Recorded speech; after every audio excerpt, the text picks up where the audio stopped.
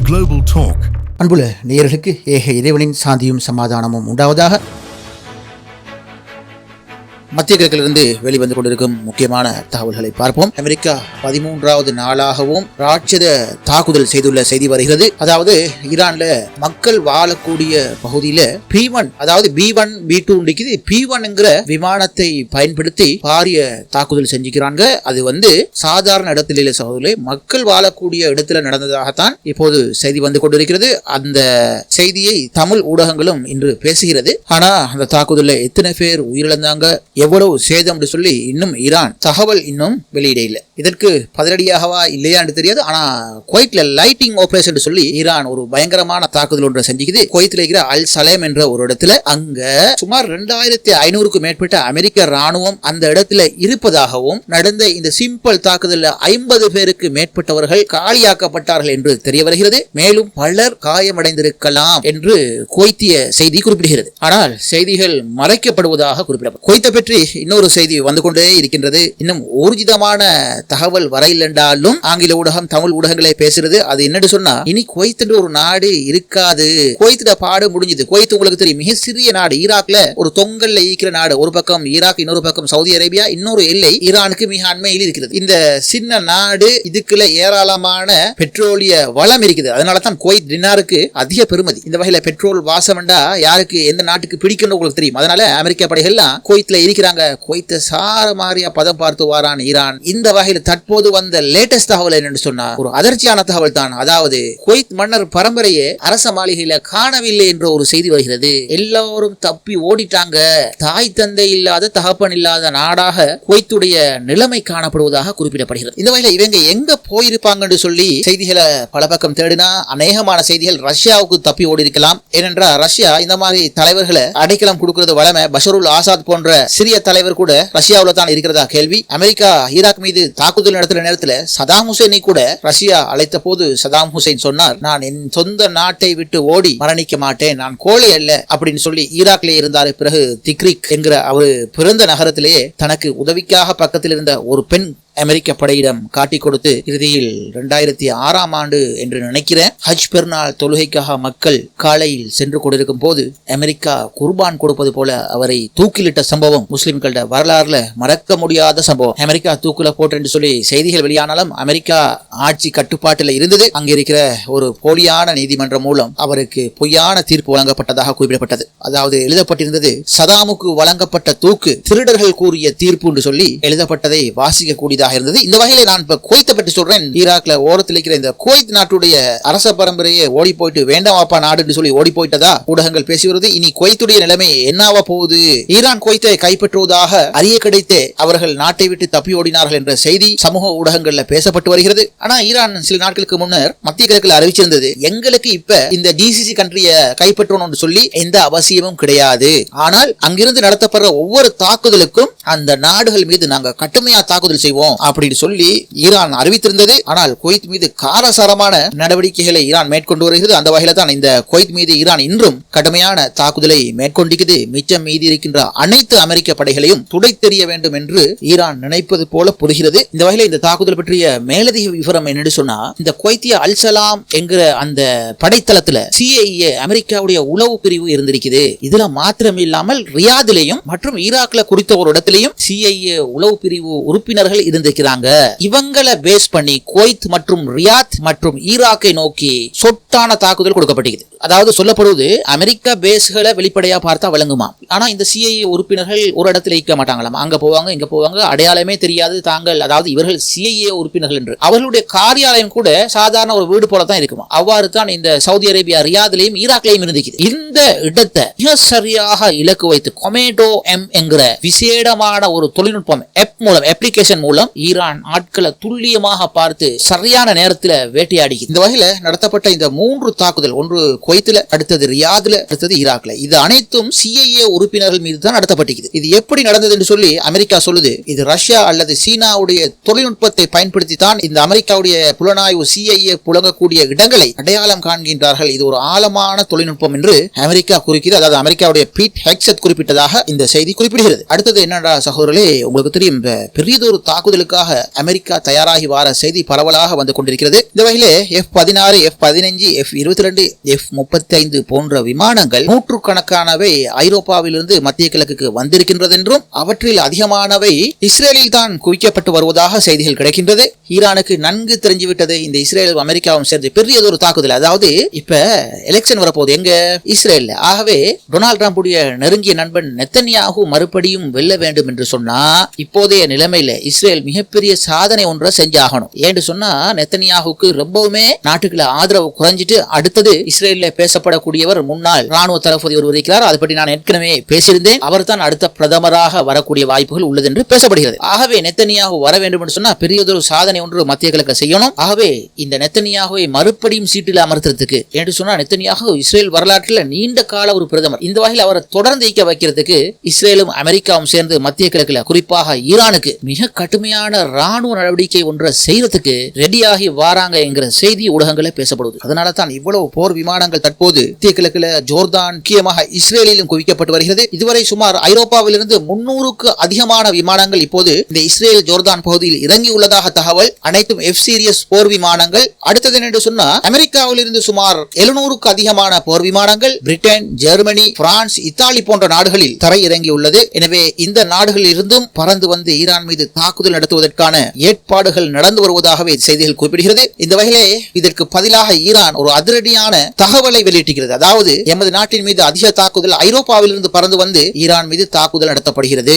இம்முறை நாங்கள் எமது நீண்ட தூர ஏவுகணைகளை பயன்படுத்தி ஐரோப்பாவில் உள்ள அமெரிக்க தளங்கள் மீது, அதாவது பிரான்ஸ் மற்றும் லண்டன், அதாவது பிரித்தானியா, பெர்லின், அதாவது ஜெர்மனி போன்ற இடங்களில் உள்ள தளங்களை நாங்கள் சுக்கு நூறாக மாற்றி விடுவோம். எங்களுடைய கண்டம் விட்டு கண்டம் தாவும் ICBM என்ற ஏவுகணைகளை பயன்படுத்துவோம் என்று ஈரான் வெளிப்படையாக இன்று அறிவித்துள்ளது. இவ்வளவு நாளும் கண்டம் விட்டு கண்டம் தாவுற ஏவுகணை இருக்குதா இல்லையா அப்படின்னு யோசிச்சு கொண்டிருந்தாங்க. இப்ப ஈரானை வெளிப்படையா சொல்லிட்டு எங்கிட்ட இருக்குதா சாமா, இந்த முறை நடக்கிறத பாருங்க அப்படின்னு சொல்லி ஈரான் பகிரங்கமாக அறிவித்த செய்தி வெளியாகியுள்ளது. இவ்வளவு நாளும், அதாவது மத்திய கிழக்குல இவ்வளவு நாளும் ஈரான் 2500-3000 கிலோமீட்டருக்கு உள்ளால தான் தாக்குதல் நடத்தி வந்தாங்க. அப்போது அமெரிக்கா சந்தேகம் கிளப்பிச்சது, இவன்ட்ட கண்டம் விட்டு கண்டம் தாவுற ஏவுகணை இருக்குதா இல்லையா என்று சொல்லி ஒரு சந்தேகத்தை கிளப்பி இருக்கிற நேரத்தில் ஈரான் அந்த கேள்விக்கு சந்தேகத்துக்கு எந்த பதிலும் வழங்காம இடையில ஈரான்ல ஒரு பாராளுமன்ற உறுப்பினர் சொன்னாரு, எங்கிட்ட அப்படிலாம் இல்ல அப்படின்ற மாதிரி அன்று, அதாவது சென்ற வருடம் பதில் வழங்கின விஷயம் இருந்தது. ஆனா இப்போது ஈரான் வெளிப்படையாக நாங்க கண்டம் விட்டு கண்டம் தார ICBM ஏவுகணைகளை பயன்படுத்துவோம் அப்படின்னு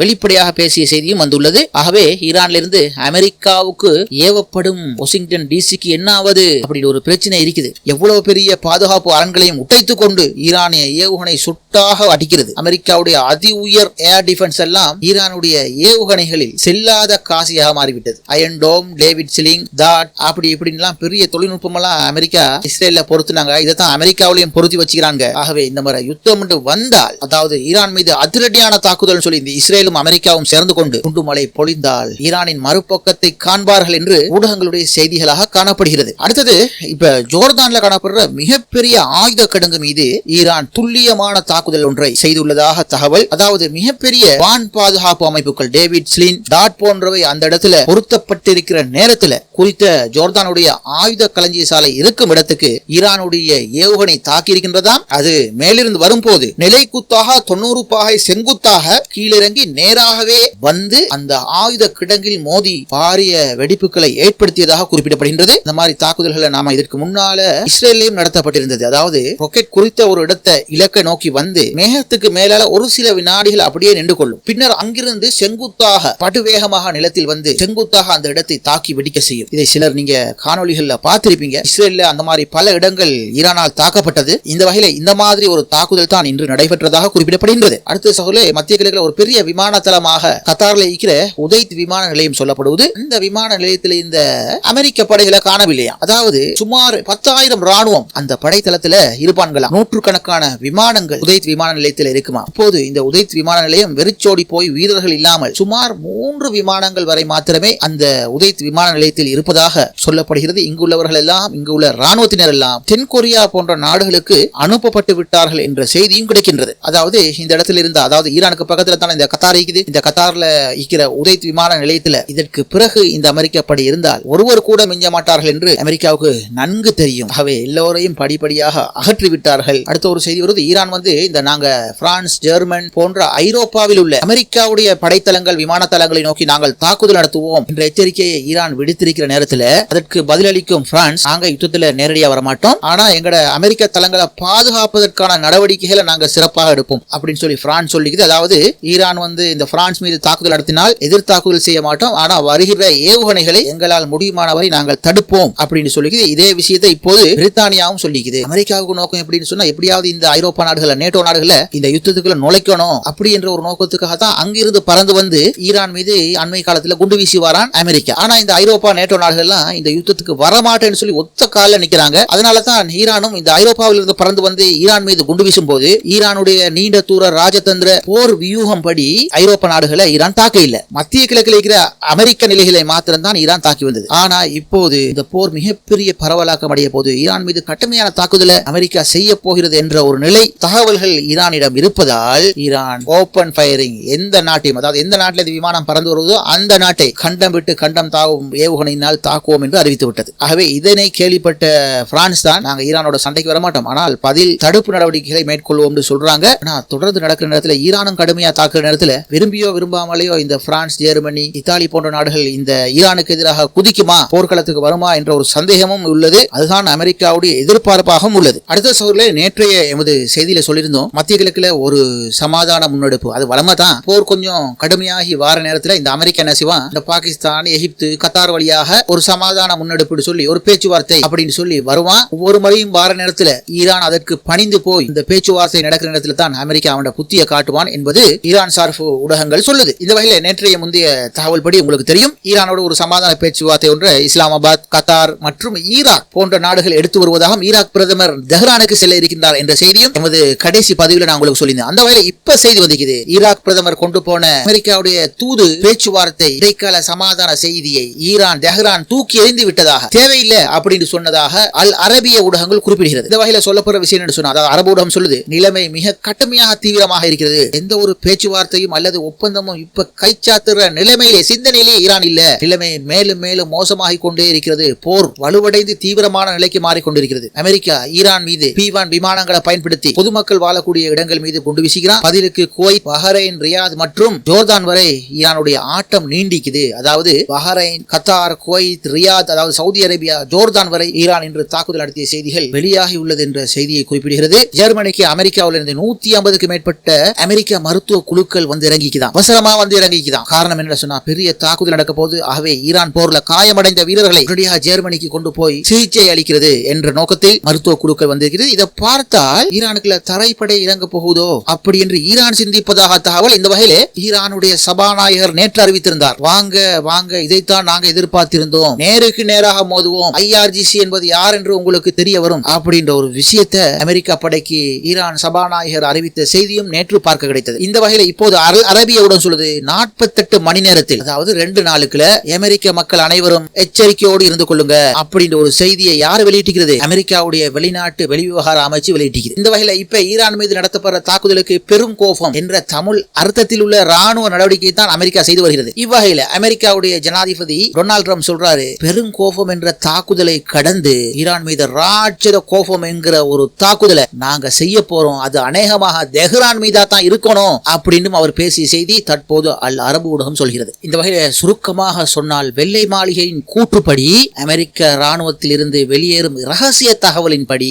நாம் ஒரு ராட்சத போருடைய விளிம்பில் நிற்கின்றோம். ஆனால் இந்த தாக்கம் எவ்வளவு பெரியது என்று யாருக்கும் வெளிப்படையாக தெரியவில்லை. இது தற்போது நடக்கும் பெரும் கோபம் மேக்னிஃபிசென்ட் ரெத் என்கிற தாக்குதல் நடவடிக்கையை விட மிக கடுமையானதாக இருக்கும் என்று அறிவிக்கப்பட்டுள்ளதாம். எப்போது இந்த தாக்குதல் நடக்கும் என்று இப்போது யாருக்கும் உறுதியாக தெரியவில்லை. வழக்கமாக டொனால்ட் ட்ரம்ப் வார இறுதி நாட்களில், அதாவது வெள்ளி அல்லது சனிக்கிழமை ராணுவ நடவடிக்கையை மேற்கொள்வது வழமையாம். ஏனென்றால் அந்த நேரத்தில் உலகில் முக்கிய பங்கு சந்தைகள் நியூயார்க் உட்பட பல இடங்கள்ல மூடப்பட்டிருக்குமா. ஆகவே தங்களுக்கு பாதிப்பு வராத வகையில் இந்த வெள்ளி சனிக்கிழமையில தாக்குதல் நடத்துறது வழமை என்று பெரும் ஊடகவியலாளர்களுடைய கருத்து. ஹரி சகோதரர்களே, பொறுத்திருந்து பார்ப்போம். சதி செய்பவர்களுக்கு மேல் சதி செய்பவன் இருக்கின்றான். நம்பிக்கையை தளர விடாதீர்கள். மீண்டும் சந்திப்போம். இது குளோபல் உலகத்துடைய குளோபல் டாப் நிகழ்ச்சி.